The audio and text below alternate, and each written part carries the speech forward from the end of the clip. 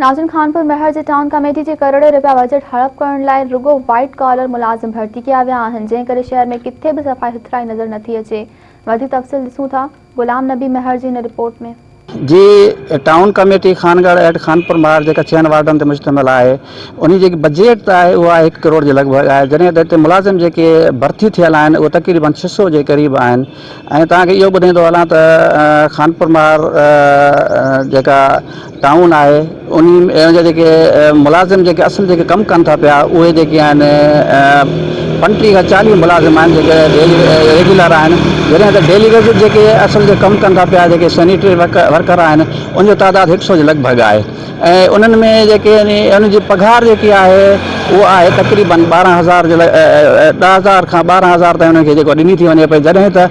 जेके उनजी टोटल जेकी पघार जेकी आहे उन अमाउंट कई थी वञे कलेक्ट उहा जेकी 22,000 ताईं जेके उनजी पघार आहे। ऐं अहिड़े इन में जेको आहे मुलाज़िम जेके आहिनि उन में जेके वाइट कॉलर मुलाज़िम बाक़ी आहिनि तक़रीबन उहे जेके हिते कमु कंदड़ आहिनि ऑफिस जा जेके कर्ता धर्ता जंहिं TMO ऐं वाइस जेको आहे चेयरमैन आहे उन जा जेके माण्हू आहिनि उहे जेके उनजी लखे रुपए जी पघारूं जेके आहिनि उहे हर महीने उहे पाण खणनि था पिया। जॾहिं त उन खां अलावा हिते जेको बिल जी जेके कढिया था वञनि पिया, तेल जो जेको बिल आहे उहो बि जेको तक़रीबन 15 लाख रुपया महीने जेको आहे बिल जेको कढियो थी तव्हां इहो बि। ऐं जॾहिं त हिते स्ट्रीट लाइट जेकी आहे उहा आहे सोलर ते लॻल आहे, उन जी बिजली जी जेको बिल जेके दुकानदार कढनि था पिया उहो बि जेको आहे 10 लाख जेको आहे महीने जेको आहे बिल जेको कढियो थो वञे पियो। तव्हांखे ॿुधाईंदो तरक़ियाती जेके कम आहिनि सिर्फ़ु जेको आहे सरदार अली खान महर MN जी हैसियत सां जॾहिं उन पंहिंजे मरून जेको आहे पंहिंजो कमु कराया हुया, जेके CC पेवर हुया पे या ड्रेन सिस्टम हुयो पे ॿियो उन जेके कमु कराया हुया, जॾहिं त उन खां पोइ जेको आहे उनजो जेको आहे फर्ज़न जेको आहे हाजी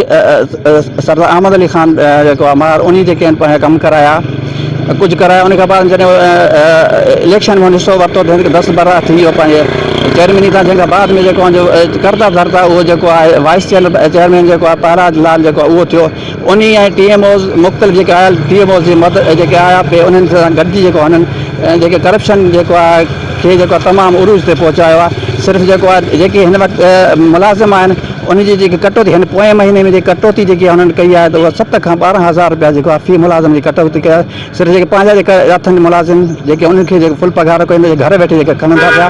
ऐं उनखां जेके पंहिंजा जेके ख़ासि रखियल अथनि पंहिंजे नालनि उनखे जेको मुकमल पघार कई आहे। बाक़ी जेके कमु कनि था पिया जेके उनजी जेको आहे पघारूं जेके आहिनि उन्हनि में कटौती कई थी वञे पई। ऐं इहो इन खां अलावा तव्हांखे इहो बि ॿुधाईंदो हलां त हिते जेको आहे तरक़ियाती जेके कम हुननि कया आहिनि सिर्फ़ु जेके 2 टावर आहिनि 2 चौकनि ते जेके लॻल आहिनि। उनखां अलावा सिर्फ़ु जेको आहे TC जेके आहिनि पंहिंजो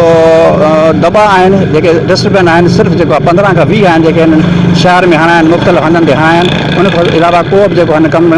न करायो आहे। तव्हांखे ॿुधाईंदो हलां त कुझु ॾींहं पहिरियों जेको आहे एंटी करप्शन जेको आहे हिते छापो हयो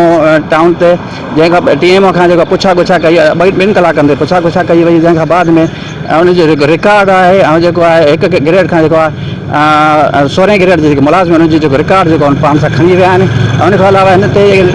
TMO ते जेको आहे जेके जाली जेके हिन में कमु कनि था पिया मुलाज़िम जेके आहिनि उन ते जेको आहे केस हलंदड़ आहे, नेब में बि केस हलंदड़ आहे ऐं जॾहिं त